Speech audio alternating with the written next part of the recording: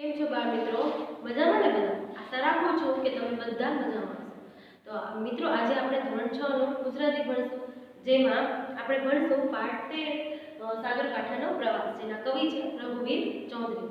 તો મિત્રો આપણે અગાઉના વિડિયો લેક્ચરમાં ભણી ગયા હતા કે જે રેવતી, વરુણ અને સિંધુ છે એ બધા અલગ અલગ જે દરિયાકાંઠાના જે સ્થળો છે એની ચર્ચા કરે છે. સોમનાથની ચર્ચા કરે છે, દ્વારકાની ચર્ચા કરે છે, અને એમના જે ભૂગોળના જે શિક્ષક છે સોમનાથ છે એ મુક્ત પૂછતા નથી બોર્ડના પાટિયા પર, અને સાઈડમાં એ પશ્ચિમ ભારતનો નકશો દોરીને એમાં અલગ અલગ સ્થળોના નામ, જે દરિયા કિનારાના જે સ્થળો છે એ સ્થળોના નામ લખે છે, અને જે સ્થળો છે આવતા જાય છે અને એનો પરિચય ટૂંકમાં આપતા જાય છે. બરાબર? કોણ આપતું જાય છે?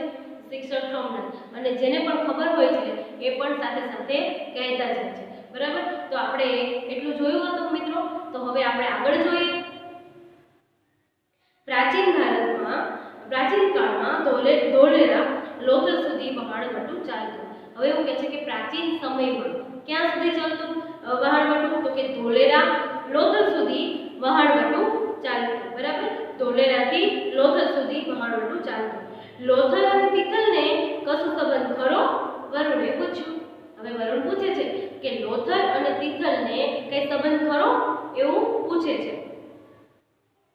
સંબંધ સમુદ્રના 1666 કિમી લાંબા કિનારાનો. એવું કહે છે કે સંબંધ તો કેટલો સંબંધ? તો કે 1666 કિમી લાંબા કિનારાનો એટલો સંબંધ એવું કહે છે. પણ જો આપણે તિથલ જઈશું તો દાંડીના દર્શન પણ કરીશું. હવે એવું કહે છે કે જો આપણે તિથલ જશું, બરાબર, તો કે લોથલનો પહેલા તો સંબંધ કે 1666 કિલોમીટર કિમી એટલે કે મીન્સ કે કિલોમીટર, બરાબર, તો કે એટલો લાંબો કિનારાનો સંબંધ. બરાબર? પણ હવે બીજું શું કીધું કે આપણે તિથલ જશું તો આપણે દાંડીના દર્શન પણ કરીશું. સમુદ્ર ઉદાર હૈયે માનવ જાતિને મીઠું પૂરું પાડે છે. શું આપે છે? તો કે ઉદાર હૈયે. બરાબર? તો શું પૂરું પાડે છે? તો કે માનવ જાતિને એટલે કે મનુષ્યોને મીઠું પૂરું પાડે છે. કોણ આપે છે? સમુદ્ર પૂરું પાડે છે. અંગ્રેજોએ એના પર વેરો નાખ્યો. હવે અંગ્રેજો છે એ મીઠા ઉપર વેરો નાખે છે. ગાંધીજીએ એક મુઠ્ઠી મીઠું લઈને સત્યાગ્રહ કર્યો. અને ગાંધીજી છે એ એક મુઠ્ઠી મીઠું લે છે અને શું કરે છે? સત્યાગ્રહ કરે છે. બરાબર? વેરો નાખવાના કાયદાને પડકાર્યો. હવે ગાંધીજી છે આજે વેરો નાખ્યો તો મીઠા ઉપર, બરાબર, એને શું કરે છે? પડકારે છે. આખો દેશ બેઠો થયો. બરાબર? હવે આખો દેશ છે એ બેઠો થઈ જાય છે. તરત ગાંધીજી આવો સત્યાગ્રહ કરે છે. એક મુઠ્ઠી મીઠું લઈને શું કરે છે? સત્યાગ્રહ કરે છે. અને એમ કહે છે કે મીઠા ઉપર કોઈ પણ પ્રકારનો કાયદો એટલે કે કોઈ પણ પ્રકારની રકમ ચૂકવવાની હોય નહીં. આવું કોણ કહે છે? જે કાયદો નાખ્યો હતો, બરાબર, એની સાથે જે ગાંધીજી છે એ વિરોધ કરે છે. હવે આખો દેશ બેઠો થાય છે. ભારત પર દરિયાના ઉપકાર કઈ ઓછા નથી. એમ કહે છે કે ભારત ઉપર કઈ દરિયાના જે ઉપકાર છે કે ઓછા છે, એટલે એમ કે ઓછા નથી, એવું કહેવામાં આવે છે. સર, આપણે દીવથી દાંડી સુધી નૌકાનો પ્રવાસ કરીએ. હવે એવું કહે છે સર આપણે દીવથી દાંડી સુધી, બરાબર, ક્યાં સુધી? દીવથી દાંડી સુધી નૌકાનો પ્રવાસ કરીએ તો કેવી મજા આવે? કહે છે કે પહેલા લોકો સોમનાથથી સીધા ખંભાત જતા. હવે એવું કહે છે કે પહેલાના જે લોકો છે એવું કહેવામાં આવે છે કે સોમનાથથી સીધા ક્યાં જતા? તો કે ખંભાત જતા. મોટા થાઓ પછી જજો. એમના સાહેબ એમ કહે છે કે તમે જ્યારે મોટા થાઓ પછી તમે જજો. આપણે પહેલા જાણવું જોઈએ કે કઈ મોસમમાં ક્યાંથી ક્યાં જવાય. હવે એમના જે સાહેબ કહે છે કે આપણે તો પહેલા એ જાણવું જોઈએ કે કઈ મોસમની અંદર ક્યાંથી ક્યાં જવાય. બરાબર? પહેલા તો આપણને એ ખબર હોવી જોઈએ. બરાબર? કોણ કહે છે? એમના સાહેબ કહે છે. માંડવી અને માધવપુરના દરિયા કિનારે રેતીના વિશાળ પટ છે. હવે એવું કહે છે કે માંડવી અને માધવપુરના દરિયા કિનારે શું છે? તો કે રેતીના વિશાળ પટ છે. બરાબર? તો દીવ અને સોમનાથ પાસે કિનારાથી જ ઉડાણ શરૂ થઈ જાય છે. હવે એવું કહે છે તો દીવ અને સોમનાથનો જે દરિયો છે એ કેવો છે? તો કે શરૂઆતથી જ ત્યાં ઉડાણ શરૂ થઈ જાય છે.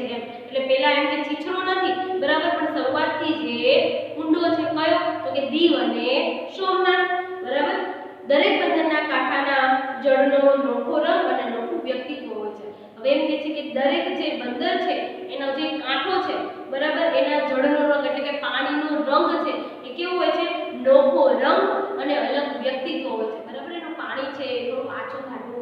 હોય છે, એટલે એમ કે છે એનો અલગ પણ નો હોય છે અને એનું વ્યક્તિત્વ છે એ પણ અલગ હોય છે.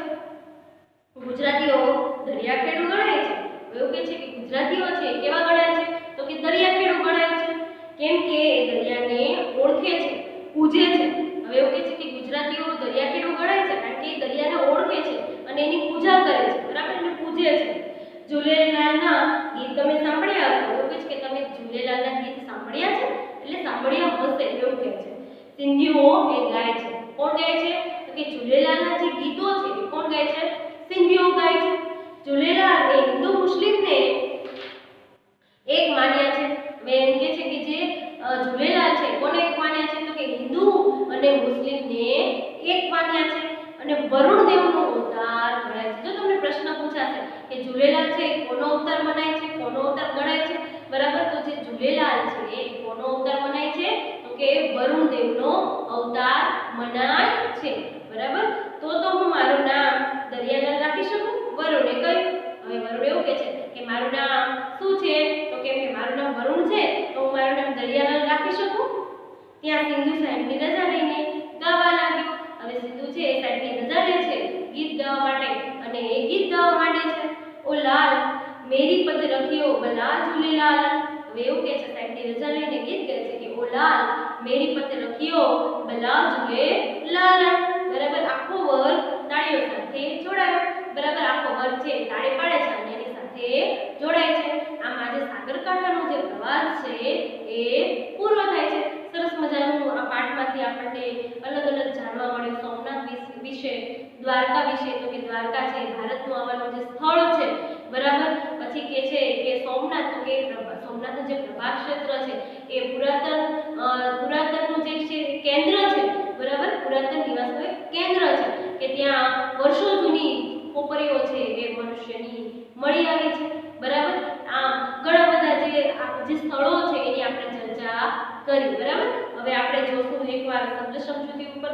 શબ્દ સમજૂતીમાં જોશું આપણે ઉર તો હૃદય, અમી તો અમૃત અથવા મીઠાશ, પ્રતિનિધિ એટલે કે ને બદલે, ના તરફથી કામ કરવા નિયુક્ત થયેલો માણસ, લેખ એટલે લખેલું, તે અથવા લખાણ, અંજલિ એટલે કોપો અથવા કોષ, નોખું તો જુદું, નોખું તો જુદું અથવા અલગ, અવતાર તો જન્મ, દેહ ધારણ અથવા સંસારમાં, બરાબર, પ્રભુ કે દેવનો જન્મ થવો એને શું કહેવાય?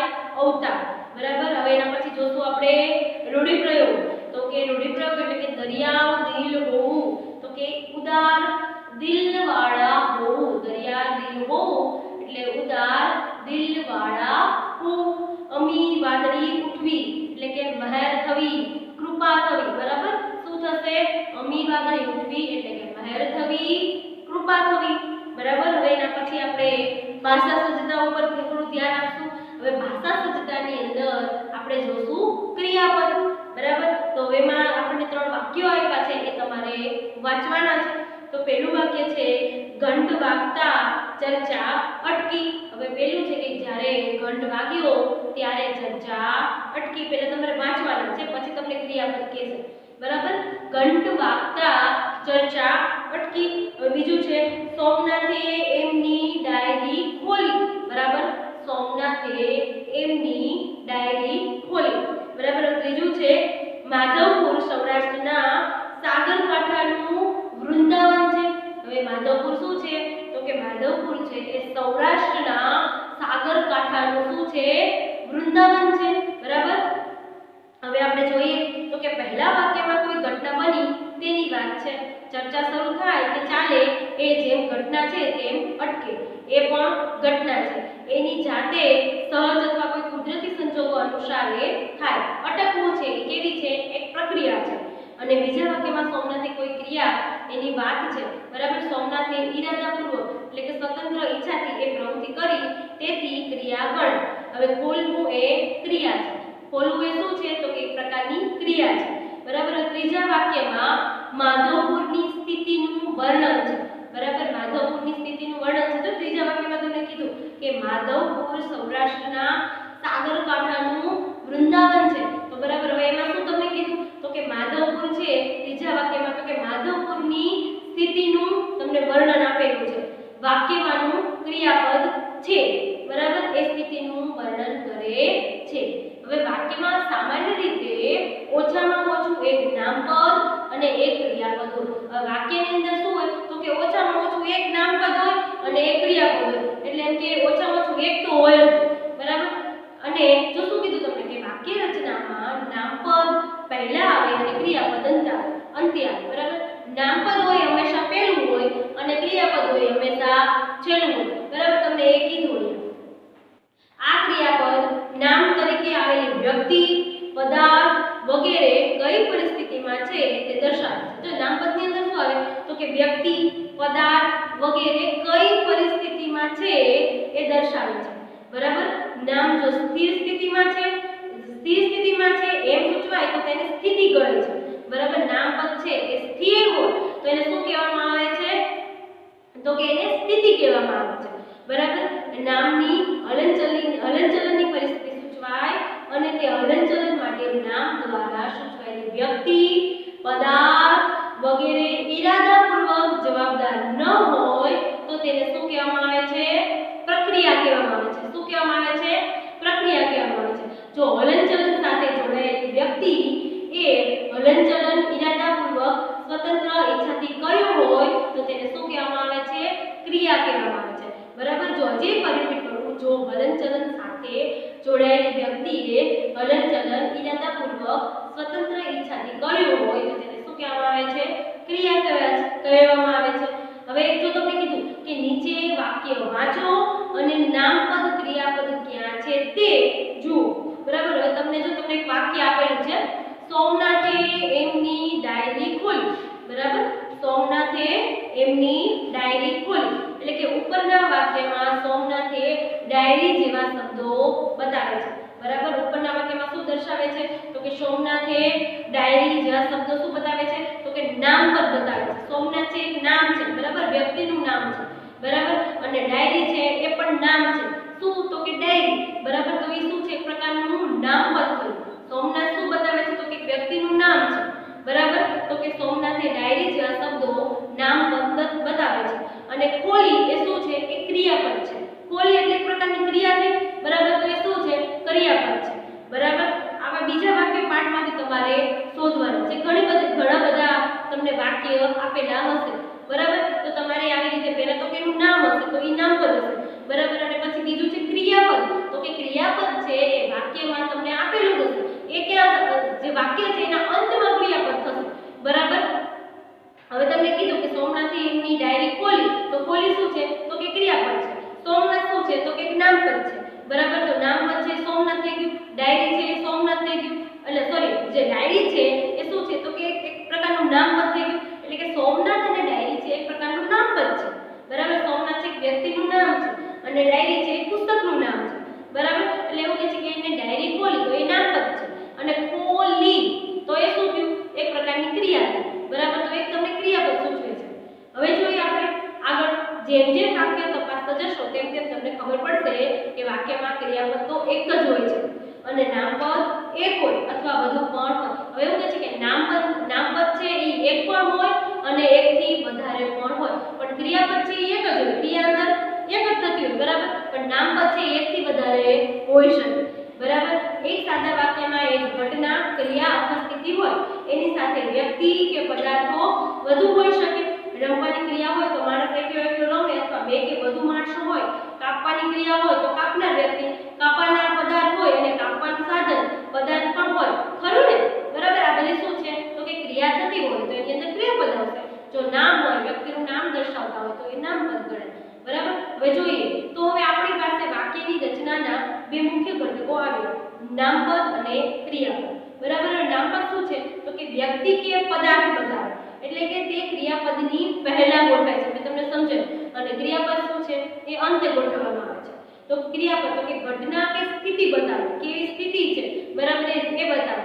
હવે બીજું શું છે તો કે વાક્યને અંતે એ હંમેશા પહેલા ના હોય, બરાબર. એ વાક્યના અંતે તમને જોવા મળે. હવે જોઈએ કે વાક્યમાં જેટલા નામપદો હોય એ સામાન્ય રીતે ક્રિયાપદ પહેલા આવે. યાદ રાખજો કે વાક્ય રચના સમજવાનો પાયો છે.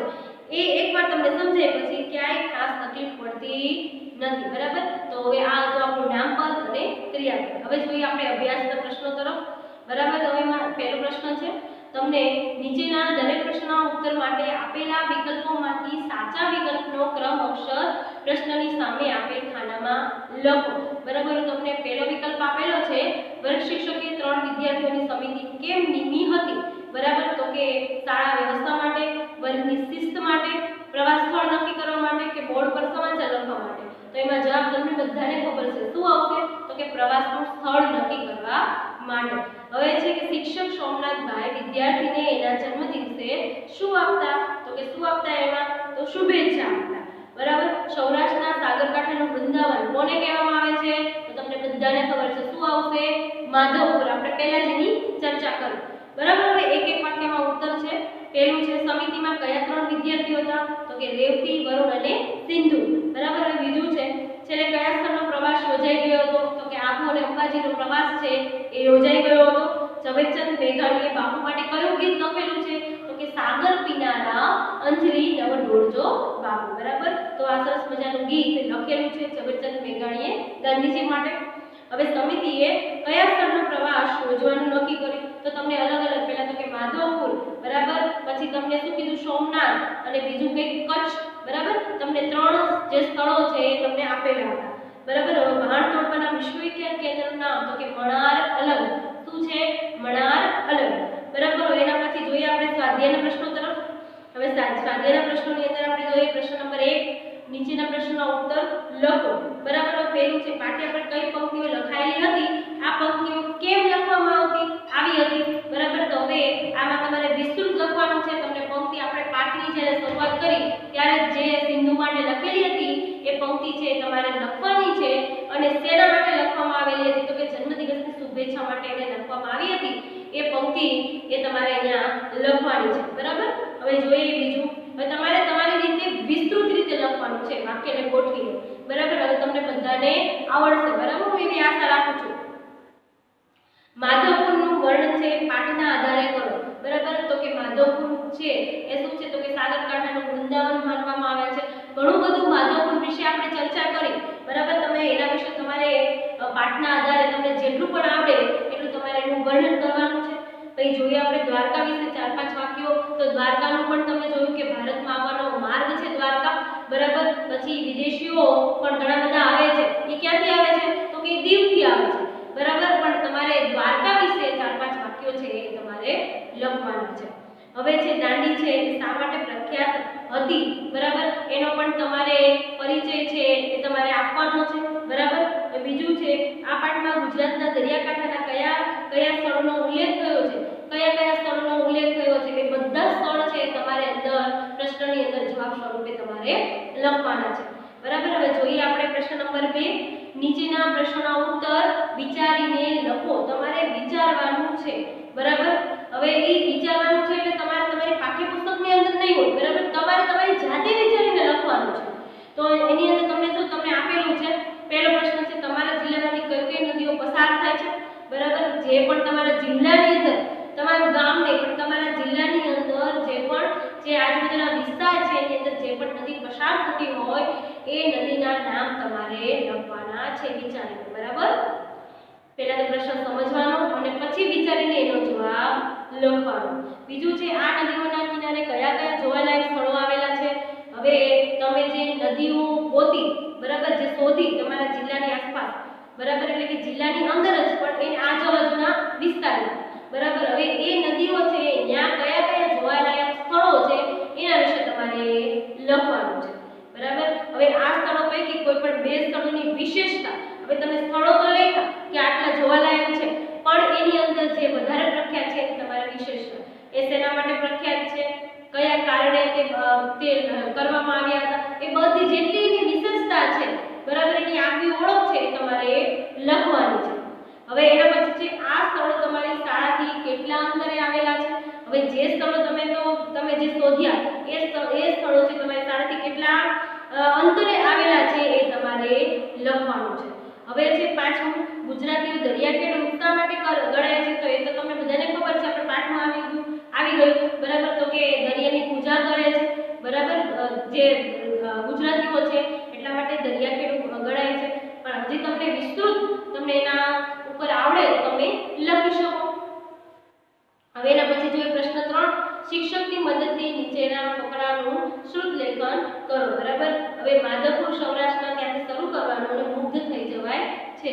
સરસ મજાનું પહેલા વાંચવાનું અને સરસ મજાનું એનું શ્રુત લેખન તમારે એટલે સારા અક્ષરે સરસ મજાનું તમારે લખવાનું છે. હવે એની અંદર છે પ્રશ્ન નંબર 4, નીચેના વાક્યમાંથી નામપદ અને ક્રિયાપદ શોધી અલગ દર્શાવો. બરાબર. હવે જોઈએ આપણે મહારાજ ઝાડ પરના માચડે બેઠા હતા. બરાબર. તો મહારાજ અને જે ઝાડ છે બરાબર એ શું આવશે તો કે ક્રિયા સોરી એ નામ થયું. બરાબર. તો એ નામપદ છે અને બેઠા હતા તો એ શું છે ક્રિયાપદ છે. બરાબર. એક પ્રકારની ક્રિયા થાય છે. પહેલવાન હસી પડ્યો. કોણ હસી પડ્યું તો કે નામ શું આપેલું છે પહેલવાન. હસી પડ્યો તો એ શું થઈ ક્રિયા થઈ. બરાબર. તો પહેલવાન છે નામપદ છે અને હસી પડ્યો છે એ શું છે ક્રિયાપદ છે.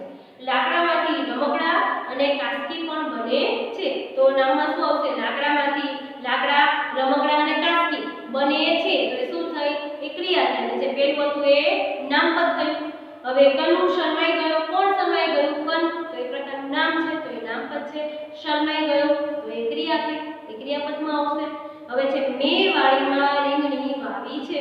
મેં એ શું છે એક નામ છે જેમાં નામનો ઉલ્લેખ નથી, નામ નથી આપેલું પણ મેં છે શું છે એક પ્રકારનું નામપદ છે. બરાબર. એને સંબોધીને લખાયેલું છે. અને રીંગણી વાવી છે તો એ પણ આવશે અંદર. વાવી છે તો એ શું છે એક ક્રિયાપદ. બરાબર. હવે પ્રશ્ન નંબર 5 જોઈ. પાઠમાં આવતા સ થી શરૂ થતા 5 શબ્દોની યાદી તૈયાર કરી આ શબ્દોને શબ્દકોશના ક્રમમાં ગણો. હવે પાઠમાં આવતા જે સ થી શરૂ થાય છે એ શબ્દોની તમારે યાદી કરવાની છે. કેટલા શબ્દો તો કે 5 શબ્દો. બરાબર. અને આ શબ્દોને શબ્દકોશના ક્રમમાં તમારે ગોઠવવાના છે. બરાબર. હવે એના પછી પ્રશ્ન નંબર 6, તમે તમારા માતા-પિતા, ભાઈ-બહેન, મામાની સાથે ક્યાંય ગયા હશો તેને આધારે નીચેના પ્રશ્નોના જવાબ લખો. બરાબર. તમે જે સ્થળે તમે ગયા હશો એના આધારે તમારે નીચેના પ્રશ્નોના જવાબ છે તમારે લખવાના છે. બરાબર. હવે તમને પહેલું આપેલું છે કે તમે પ્રવાસમાં કોણ કોણ ગયા હતા. બરાબર. હવે તમે તમારા દાદા દાદી સાથે ગયા હોય અથવા માતા પિતા અથવા ભાઈ બહેન અથવા મામાની સાથે તમે જ્યાં પણ કોઈ પણ સ્થળે ગયા હો બરાબર તો એ સ્થળોમાં તમે કોણ કોણ ગયા હતા તો પહેલા એ તમારે લખવાનું છે. બરાબર. આ તમે પ્રવાસ ગયા હશો તો તમને ખબર હશે. બરાબર. હવે તમે કઈ ઋતુમાં ગયા હતા, પ્રવાસમાં તમે કઈ ઋતુમાં ગયા હતા તમારે એ પણ લખવાનું છે. હવે પ્રવાસ જવા તમે કેટલા વાગે નીકળ્યા હતા, તમે જેટલા વાગે પણ નીકળ્યા હોય સવારે બપોરે રાત્રે સાંજે તો તમારે ટાઈમ અંદર લખવાનો છે. તમે પ્રવાસમાં તો ગયા જ હશો ને.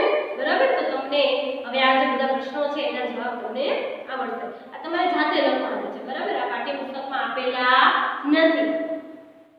જતા પહેલા તમે સી તૈયારી કરી હતી. હવે તમે જ્યારે પ્રવાસમાં ગયા ત્યારે તમે સી તૈયારી કરી હતી તો તમારે એ પણ લખવાનું છે.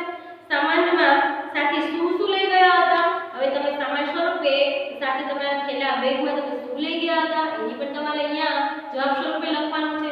તમે જે પણ લઈ ગયા હોય તમારે લખવાનું છે. વચ્ચે કયા કયા સ્થળો આવ્યા હતા. હવે એવું કહે છે કે વચ્ચે તમારે કયા કયા સ્થળો આવ્યા હતા. બરાબર. એની પણ તમારે ચર્ચા કરવાની છે. મુસાફરીમાં કેટલો સમય લાગ્યો હતો. હવે એવું કહે છે કે તમે જ્યારે મુસાફરી કરી ત્યારે કેટલો સમય લાગ્યો હતો એ પણ લખવાનું છે. પીવાના પાણી અને જમવાની શી વ્યવસ્થા કરી હતી. હવે તમે પીવા માટે પાણી અને જમવા માટે શું તમે વ્યવસ્થા કરી હતી પ્રવાસમાં ગયા ત્યારે એ પણ તમારે લખવાનું છે.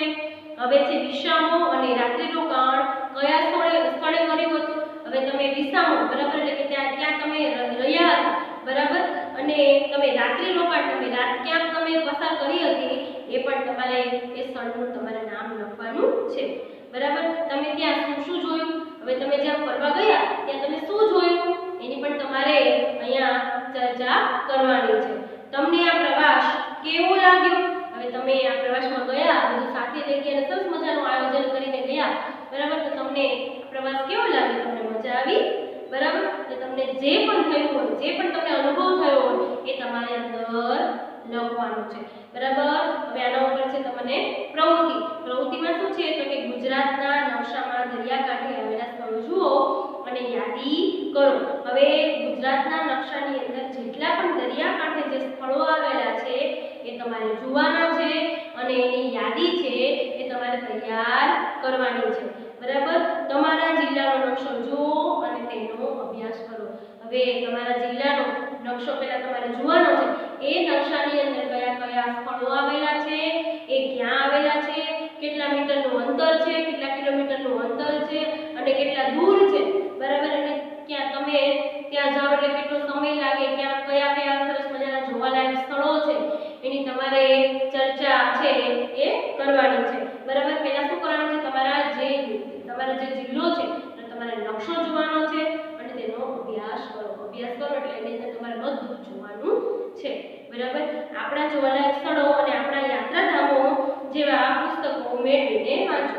હવે આપણા જે જોવાલાયક જે સ્થળો છે અને આપણા જે યાત્રાધામો છે, આપણા ભારતની અંદર તો કેટલા બધા જોવાલાયક સ્થળો આવેલા છે, બરાબર। તો એ સ્થળો છે અને આપણા પહેલા તો કે યાત્રાધામો, બરાબર। યાત્રાધામો જે પણ છે, બરાબર, ત્યાં શું પ્રખ્યાત છે, એ શેના માટે પ્રખ્યાત છે એ તમારે જોવાના છે અને મેળવીને વાંચવાના છે। હવે એના પછી છેલ્લું છે તમારા જિલ્લાના જોવાલાયક સ્થળો વિશે માહિતી મેળવો। હવે તમારા જિલ્લાની અંદર જેટલા પણ જોવાલાયક સ્થળો છે એના વિશે તમારે માહિતી મેળવવાની છે। તો વિદ્યાર્થી મિત્રો, તમારે જે પ્રવૃત્તિ છે એ ફરજિયાત કરવાની છે। વિદ્યાર્થી મિત્રો, હવે આપણે પ્રવૃત્તિ તો જોઈ, બરાબર। તો હવે પ્રવૃત્તિ પછી આ જે વિરોધી શબ્દો છે એ તમારા પાઠ્યપુસ્તકની બહારના પ્રશ્નો છે, તો આપણે એની પણ થોડી ચર્ચા કરી લઈએ, બરાબર। તો હવે વિરોધી શબ્દોમાં છે, પહેલો છે અમી, તો એનો જવાબ આવશે જે, બરાબર। બીજો છે જન્મ તો મૃત્યુ, ત્રીજું છે માન તો અપમાન, બરાબર। ઉદાર તો કંજૂસ, સાપ તો આશીર્વાદ, શરૂઆત તો અંત, વિશાળ તો સાંકડું, સૂર્યોદય તો સૂર્યાસ્ત, બરાબર। તો આ જ તમારા વિરોધી શબ્દ, બરાબર, જે પાઠ્યપુસ્તકમાં નથી પરંતુ તમારા જે પાઠના અનુસંધાનમાં છે, બરાબર। હવે એવી જ રીતે છે શબ્દ સમૂહ, બરાબર। હવે શબ્દ સમૂહમાં આપણે જોઈએ કે કોઈ પેલું છે કે કોઈ સમૂહના નેતા તરીકે ચૂંટાયેલી કે નિયુક્ત થયેલી વ્યક્તિ, તો એને શું કહેવાશે આપણે? પ્રતિનિધિ, બરાબર। એનો જવાબ શું આવશે? પ્રતિનિધિ। હવે એવી જ રીતે બીજું છે પ્રભુનો કે મહાપુરુષનો સંસારમાં જન્મ થવો, બરાબર। તો એનો જે શબ્દ સમૂહ માટે એક એક જે શબ્દ છે એ અવતાર, બરાબર। ત્રીજો છે વહાણો દ્વારા પરદેશનો વેપાર ખેડવો, એટલે શું કહેવાશે? વહાણું કટવું, બરાબર। હવે ચોથું છે દરિયાઓની મુસાફરી કરનાર, તો શું કહેવાશે? દરિયાખેડુ અથવા ખલાસી, બરાબર। તમે ગમે તે લખી શકો છો। હવે પાંચમું છે સત્યના પાલનનો આગ્રહ, બરાબર। તો એનો જવાબ શું આવશે? સત્યાગ્રહ, સત્યના પાલનનો આગ્રહ, તો જેનો જવાબ આવશે સત્યાગ્રહ, બરાબર। તો આ હતા તમારા શબ્દ સમૂહ। હવે આના ઉપરથી તમારે હોમવર્ક છે એ કરવાનું છે।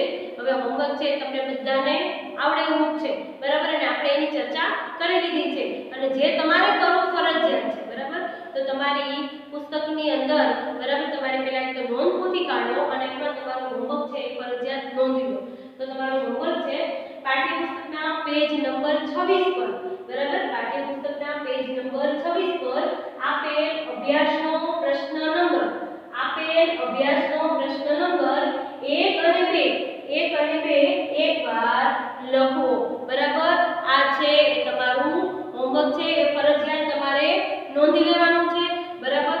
તો બાળ મિત્રો, હોમવર્ક છે એ તમારું કરવું ફરજિયાત છે, બરાબર। જો હોમવર્ક કરશો નહીં કરો તો ચાલશે નહીં અને તમને પાઠ છે વધારે સમજાશે નહીં, એટલે માટે તમારું હોમવર્ક છે ફરજિયાત કરવું પડશે। તો મિત્રો, તમે બધાએ મને શાંતિથી સાંભળી એના માટે તમારો ખૂબ ખૂબ આભાર।